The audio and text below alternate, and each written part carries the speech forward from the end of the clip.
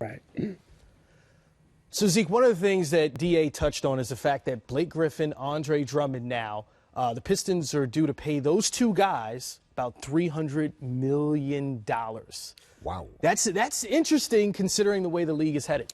Yeah, I mean, you know, so let me unpack that question, all right, and tell you why we got here. And you look at the gamble that Stan has taken now. The gamble comes from a lack of drafting properly. So you pass on a Booker, you pass on a Mitchell. You got two young superstars that could have been on your team, right? You lose a Dinwiddie, right? You lose a Pope, and you lose a Chris Middleton is also not listed there. Yes, was drafted by the Pistons. So when you don't draft properly, now you get to the gamble spot, right? And the gamble spot is, okay, let me see if I can go find somebody who's established in the league.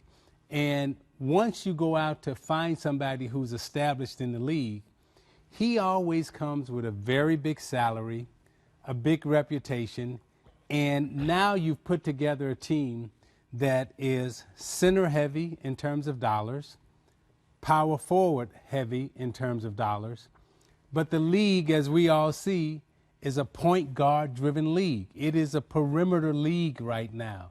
The 3-point game, the 3-point ball is the deal.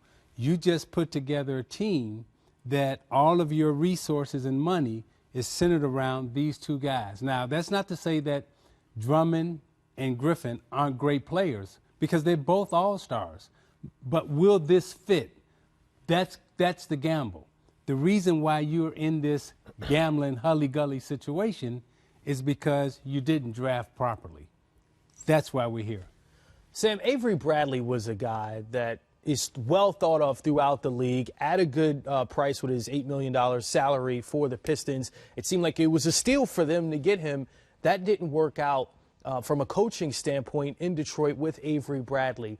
So how does this work with Blake Griffin bringing him in now? Like, do they change the way that they approach games offensively, defensively? How does it change their team? Chris, I'll be honest with you. Unless you're in the room with Stan and his brain trust, I have no idea. Okay. Look, I understand the move, okay? The Pistons were out of the playoffs, going nowhere, not drawing in the building.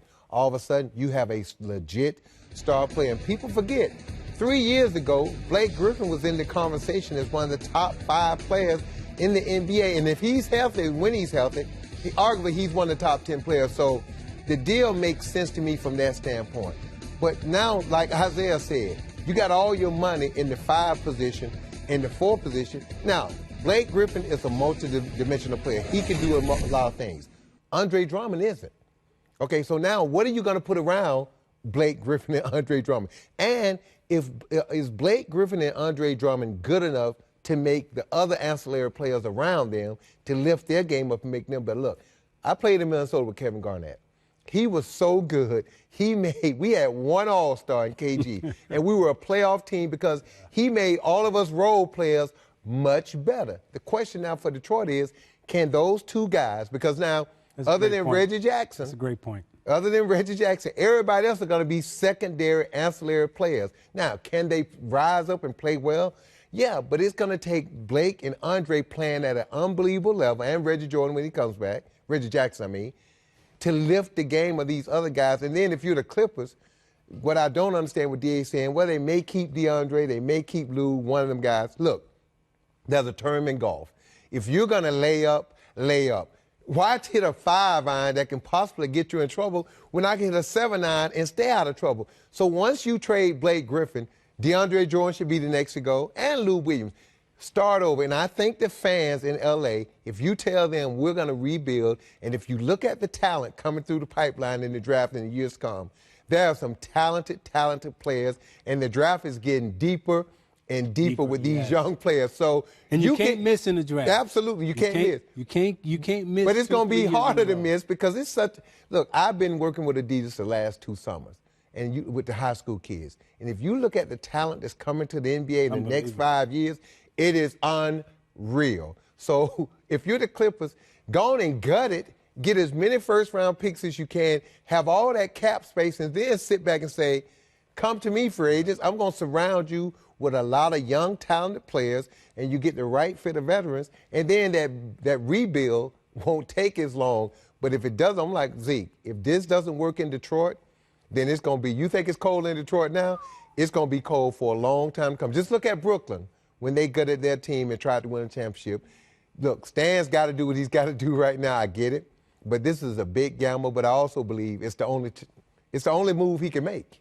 The two words you said there that seem to matter the most, cap space. DeAndre Jordan has a $24 million player option for next season. So if you're the Clippers, you just took $171 million off your books. Now DeAndre Jordan, it's an interesting situation. Do they want to bring him back next year? Do they want to extend him? What does this mean for the Clippers as an organization going forward? Is it what Sam's saying, they're just destroying and rebuilding? Jerry West just left Golden State, right? And there's a guy sitting up in that Clipper office, and his name is Jerry West, the logo, right? Yep. And when you look at all the moves that are being made, you can see his fingerprints on everything. And what I see happening, I see DeAndre getting traded. Absolutely. I think Jordan will get traded. And now they're going to be sitting there with cap space. They're sitting there with cap space in L.A., with Doc Rivers, in Jerry West. It's a very attractive spot. You know, they got a great front office. You know they're going to draft well. They know how to build up their talent. You know, so they building up Lou. You got DeAndre, you got Blake. They build them up and they get rid of them. They ship them off, and then they start over again. And he's done it time and time again with the Lakers. Watch Golden State doing it.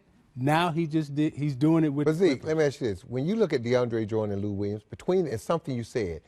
Between the two, the guy would re-sign is Lou. If I was going to keep one of those two guys, because it's a guard, it's a perimeter-oriented game. And when you look at what Lou Williams can do, mid-range game, get to the free throw line and make the three, and can play two positions now, the 1 and the 2. He is valuable. DeAndre Jordan, when you look at DeAndre Jordan now, he's got to go to the right team for the right fit. He can't play for every team because you look at the league now, it's positionless basketball. And for guys who, quote-unquote, play the center position, they shoot threes, they put it on the floor, they have mid-range game, they post up, and they can switch and keep guys in front of them. DeAndre Jordan can do those things defensively, but offensively, if you're paying a guy $25+ million, you got to be able to find a way to keep him on the floor the last 5 minutes of the game. That's winning time.